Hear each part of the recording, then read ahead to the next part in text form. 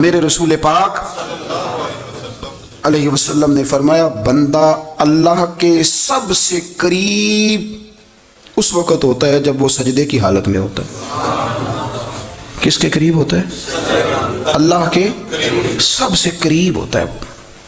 وہ بڑا نیڑے ہے رب کے، بڑا قریب ہے، اس لیے کہ وہ حالت سجدہ میں۔ وہ جب سجدے کرتا ہے نا، اس کی بارگاہ میں جب جھک جاتا ہے، آپ ذرا سجدے کی کیفیت دیکھیں نا، زبان بھی یہاں ہے، آنکھ بھی یہاں ہے، کان بھی، عقل بھی ساری، اس نے سارا کچھ رکھ دیا سجدے۔ صلاح الدین ایوبی،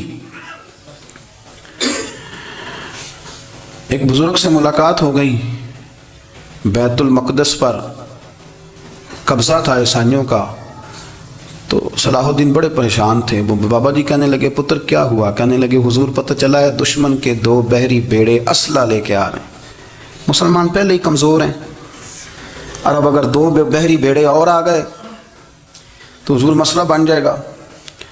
تو میں پریشان ہوں کہ کس طرح یہ کم مسئلے والی ہماری فوج ہے کیسے مقابلہ کرے گی۔ تو بابا جی کہنے لگے پتر اس طرح کرنا، آج رات تو بھی دعا کرنا اور میں بھی کروں گا، تو بھی دعا کرنا، آپ ناراض نہ ہونا، ہم تو پیروں والے ہیں، ہم تو پیروں کے نوکر غلام ہیں، ہمارا تو گزارا ہی نہیں، ہمیں تو ملتا ہے سارا کچھ وہاں سے۔ پھر میرا سوال یہ ہے کہ تعویذ لینے جاتے ہو نفل کیوں نہیں پڑھتے؟ رات اللہ اللہ کیوں نہیں کرتے؟ یہ بھی تو ہمارے بزرگوں کا ہی طریقہ ہے، انہوں نے تو ہمیں سکھایا ہے۔ صلاح الدین ایوبی سے بزرگوں نے کہا کہ رات آج نا اللہ اللہ کرنا تو میں تیرے لیے دعا کروں گا، تو بھی دعا کرنا۔ دکھی تھے، تکلیف تھی، تو سر رکھا سجدے میں تو تڑپ گئے۔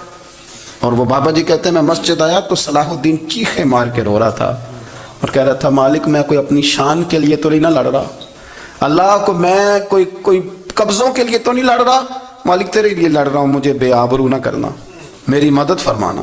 کہتے ہیں میں آیا تھا کہ مسجد میں دعا کروں گا، پر صلاح الدین ایوبی کو روتے دیکھا تو میں لوٹ گیا۔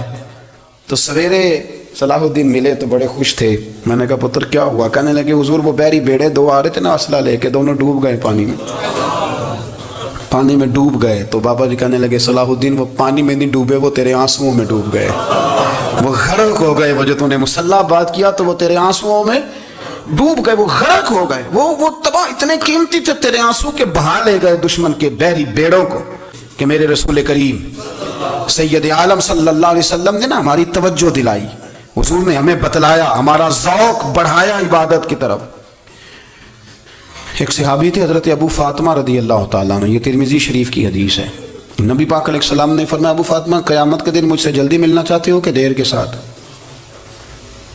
تو کہنے لگے حضور کون ہوگا جو دیر سے ملنا چاہے گا، ہم نے تو جان دے دی وعدہ دیدار پر۔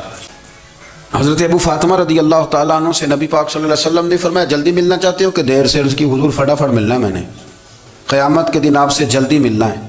تو نبی پاک علیہ السلام نے فرمایا پھر اس طرح کرنا، دنیا میں رہ کے سجدے زیادہ کرنا، پھر سجدے زیادہ کرنا، قیامت میں ملاقات جلدی ہو جائے گی۔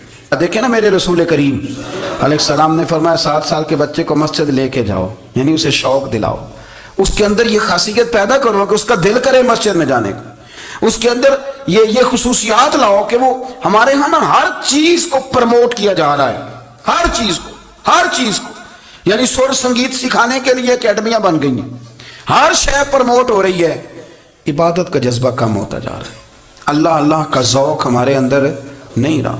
اور اتنا مشکل ہم نے اپنے لیے بنا لیا ہے کہ وہ بندہ جو بڑی زبردست مذہبی گفتگو کر رہا تھا اور تگڑی بات کر رہا تھا، کیا بات ہے، لیکن نماز کے بارے میں کمزوری دکھا جاتا ہے،